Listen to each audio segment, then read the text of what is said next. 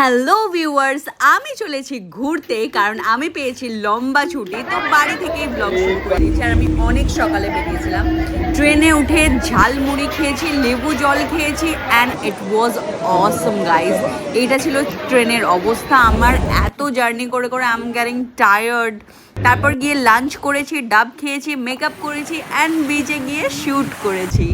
আর এইটা হলো সেই ক্যাম্পটা, যেটা হলো শুকতারা বিচ ক্যাম্প, যেখানে আমি ছিলাম। আচ্ছা, এটা হলো আমাদের ছোট একটা ভাই দেবাশিস, যার বিচ ক্যাম্পে ছিলাম আর খুব ভালোভাবে টেক কেয়ার করেছে। তো এখানে মানে কিভাবে মাথায় প্ল্যানটা এলো যে এখানে বিচ ক্যাম্পটা করবে?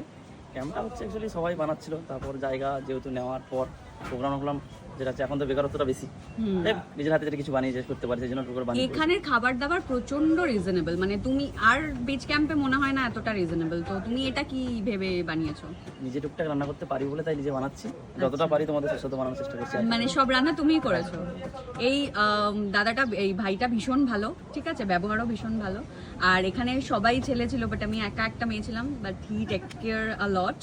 সো যারা ফ্যামিলি নিয়ে আসতে চাইছো তারা প্লিজ এখানে চলে এসো। টাটা। আরে তোমাদেরকে তো বলাই হয়নি, আমি এসেছিলাম মৌসুমী আইল্যান্ডে, এবার আমি ফিরছি বাড়ি। আমার ট্রিপটা তো দারুণ লেগেছিল। বাই দ্য ওয়ে, আমি কিন্তু সোলো ট্রিপে গেছিলাম।